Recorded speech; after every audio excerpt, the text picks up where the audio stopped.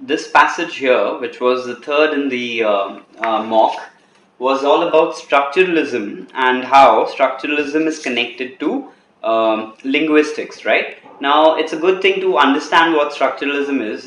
Most of you might have come across this word earlier, and you might know that it's the study of phenomena such as, let's say, human culture or literature or linguistics, where in which these particular phenomena are taken. One particular phenomena is taken, let's say literature, or in our case in the passage it's linguistics, and the it's broken down to its absolute structure, to its basic forms, right? And then these basic forms are further studied by contrasting them to each other, right? So that is what is structuralism for you. And then it specifically, this passage, it went into talking about how structuralism is heavily influenced by linguistics, and specifically the works of this guy called Ferdinand de Saussure, right?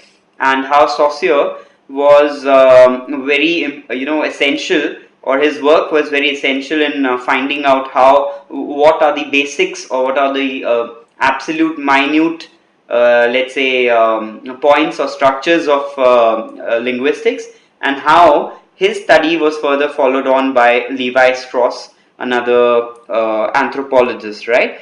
And so we're going to go to the first question here in the passage, which was, all of the following have been mentioned in the passage in connection to structuralism except which of these four options. Now, had you read the passage, the first option comes across as, it says the influence of semiotics on early structuralism. Is this the correct answer? Actually, yes, the influence of semiotics on early structuralists. This is the only thing which is not mentioned in the passage. All the other three things are mentioned there. For instance, what about option B? It says revelation of a mediating term in text submitted to structuralist readings. I can mark that part for you where it talks about a mediating term. See, this part where Milton's Paradise Lost was mentioned, it says that sometimes what happens is, okay, let's read from here. In analyzing myths and texts to find basic structures, structuralists found that opposite terms modulate until they are finally resolved or reconciled by, very important, some intermediary third term, right? So these two opposite terms, I told you that contrasting things or units are studied in contrast, and sometimes what they find is a third intermediary term, right? For instance, a structuralist reading of Milton's Paradise Lost might show that the war between God and rebellious angels becomes a rift between God and sinful fallen man, a rift that is healed by the Son of God, which then becomes the mediating third term, right? So it's mentioned there in the passage, so we can take B to be there in the passage, right? What about C? The identification of important terms in structuralism by American thinkers. Yes, it was mentioned there. For instance, right here, although structuralism was largely a European phenomena in its origin and development, it was influenced by American thinkers as well. For instance, this guy called Noam Chomsky, he came up with, this particular word. He identified and distinguished between surface structures, it's right here, surface structures and deep structures in language and linguistic literatures, right? So that is why American thinkers have come up with the meaning of certain words in structuralism, and so we can take also C to be inferred from the passage. The phenome as the most basic unit in the structure of speech. I told you that any one phenomenon is taken down in structuralism and then broken down into its basic units. Is the basic unit of linguistics the phenome? Is it there? Has it been mentioned? Yes, it says a phenome is the absolute basic unit. Where does it say that? Right here. See, particularly useful to the structuralists was Saussure's concept of the phenome, the smallest basic speech. Sorry about those lines which go all over the place, but then eventually I just have to mark for you the part of the paragraph where it mentions the phenomenon. It's right there. The phoneme, the smallest basic speech sound or unit of pronunciation. So all of that is mentioned there, but the influence of semiotics on early structuralism is not mentioned. What is mentioned though is that these people that, let's read that line. It says European structuralists right here, such as Roman Jacobson, Claude Levi-Strauss, and Roland Barthes, before a shift towards post-structuralism and vagera. It says attempted to develop a semiology or semiotics. So they developed semiology, but then they did not, it did not influence these people, right? So that is what it says. So that therefore the answer to this question has to be A. Now this question wanted to know what structuralism is connected to, let's say, or what it primarily seeks to establish, as is mentioned in the passage. The question reads, it can be inferred from the passage that structuralism primarily seeks to do which of these following, right? Now, does it isolate individual elements from the whole?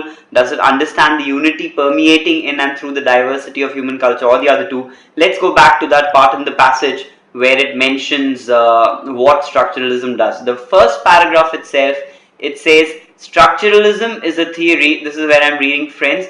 Structuralism is a theory of humankind in which all elements of human culture, including literature, are thought to be part of a system of signs, right? So this is what, and further on, this critic Robert Scholes comment, explains it further. It says, has described structuralism as a reaction to modernist alienation and despair. So since we do not need more, alienation, we do not need things to be broken down. That is why what we are trying to find out basically is, unity or unification in, a system of signs. And that is what structuralism does. It does break down things into different elements, but then the purpose of that is to finally unite things under, the diversity of human culture, right? So this is why, to understand that is what structuralism does. And so therefore it's very clear now that the answer to this question, has to be option B, which is understand the unity permeating in and through the diversity of human culture. If you read structuralism separately, yes, and through the passage also, we get to know that it does isolate individual elements, it does resolve opposing terms, but then D is not mentioned. It says in the passage it does not eliminate the study, but even though A and C are mentioned, structuralism, that is not the purpose of structuralism, or it cannot be inferred that this is what it primarily seeks to do. The first paragraph very well brings out that B has to be the answer to this question. The question here reads, which of the following statements can be inferred from the passage?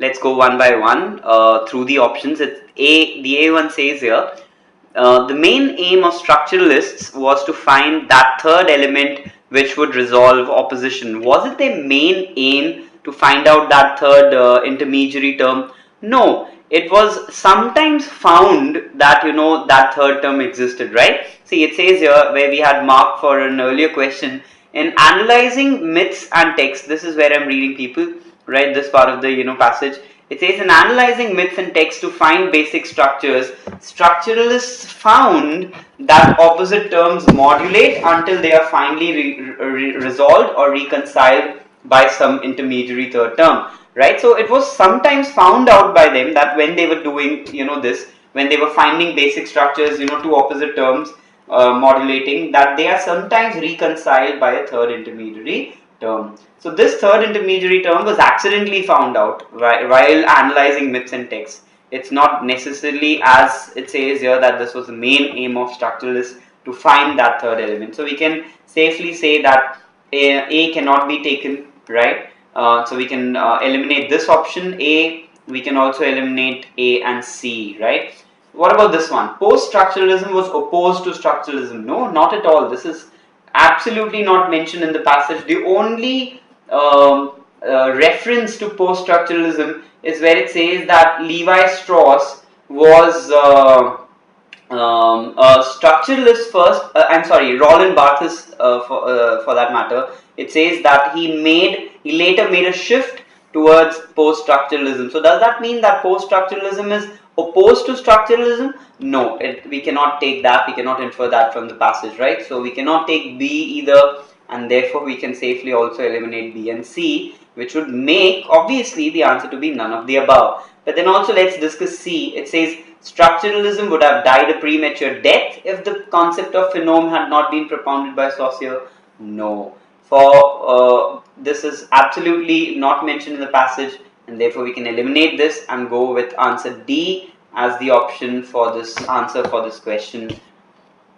Alright, let's read this question here. It says, which of the following statements best describes the relationship between Levi Strauss's work and that of Saussure?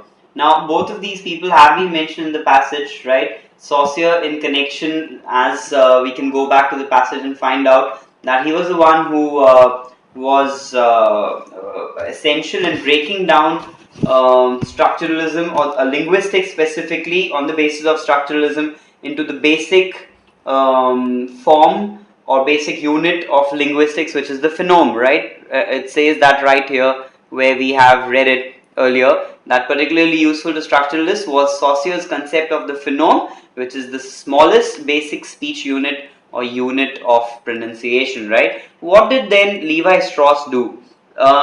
Here in this paragraph it says, following Saussure, Levi Strauss, who was an anthropologist, studied hundreds of myths, breaking them down into their smallest meaningful units, which he called methemes. So Levi Strauss took this concept that things could be broken down into their basic units, and then he broke down myths into their basic units called methemes, right? It says that here.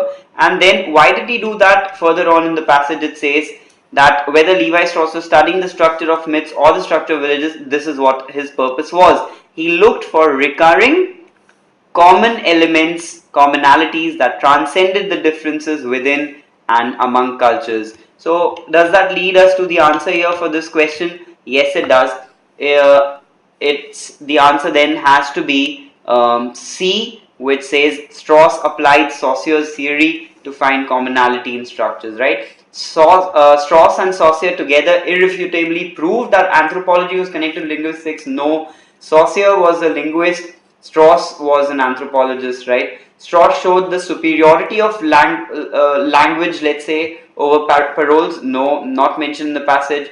Strauss provided evidence which proved that Saussure's theory was universally applicable. No, we cannot say universally applicable. We do know that he showed that it was applicable only in mythology, right? So we cannot take this to be the answer. Again, the answer for this question then has to be option C.